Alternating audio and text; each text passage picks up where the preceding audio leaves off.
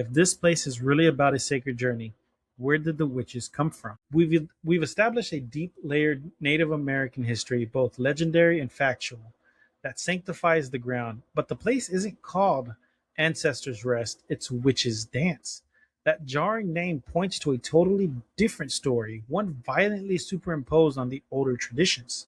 The lore, as told by later settlers in the 1800s, is simple and chilling. They claimed this clearing was a gathering place for witches. They'd convene to perform forbidden ceremonies and dance with wild abandon. The most striking part of the legend is the explanation for the strange barren patches of ground. Wherever the witches' feet touched the earth, the ground was supernaturally scorched, poisoned, and left sterile. This shift in narrative from a sacred site to a demonic one is a tragically common pattern in colonial history.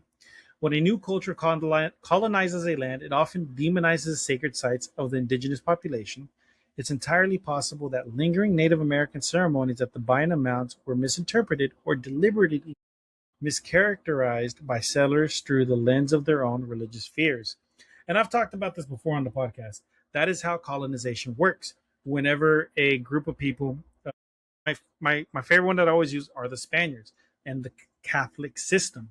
So whenever they came from Spain to America and they found the indigenous Native Americans or the indigenous Mexican Americans, or not Mexican Americans, but the indigenous Mexicans, they would take apart bits and pieces of their culture and be like, see, it lines up with ours. This is a part of it. And they would condemn some of the practices. So, which is why for a long time, Dia de los Muertos wasn't really a big tradition.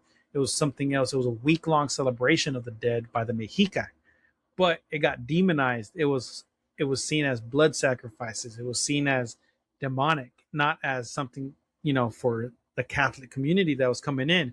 So they took it apart, and then bam, you get rid of that. Now you have All Saints Day, which All Saints Day is in so many different cultures across the world. You have All Saints anywhere where there's a strong Catholic presence. You have All Saints Day because it replaces another holiday that celebrates the dead, because a lot of cultures celebrate the dead around the same time frame, which is the solstice, which is Halloween. But that's why that happens. Okay, go to bed. Night, bunny. But that's why that happens, is because of that. And this is what happened here. So a most likely an indigenous celebration or something that was happening there, a ceremony that was happening there, they saw it as, oh, they're evil. They're practicing something we don't practice. It has to be demonic. So now it went from a sacred thing to the witch's dance. And that's what happens here. And like I said, I've talked about it a lot. A ceremony dance to honor ancestors could easily be twisted into a witch's dance in the mind of an outsider, like I just said. The legend was further cemented by the violent history of the Natchez Trace itself. Natchez? Natchez?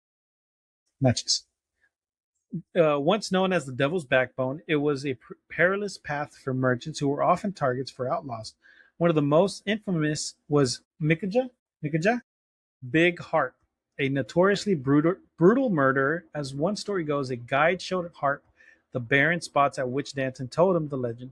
Harp, fearing no one, just scoffed. He began to leap from one patch to another, cursing the witches and daring them to fight him. Nothing happened right then, but as the legend gleefully concludes, Harp later met a gruesome end when a posse caught him, and his head was severed and nailed to a tree. Some versions even claim a local witch later ground his skull into a powder for a potion, a final supernatural act of vengeance. Never mess with witches. They always come back to get you. Yep. What? I mean, yeah, with that kind of backstory, it kind of draws that kind of crowd. We should go.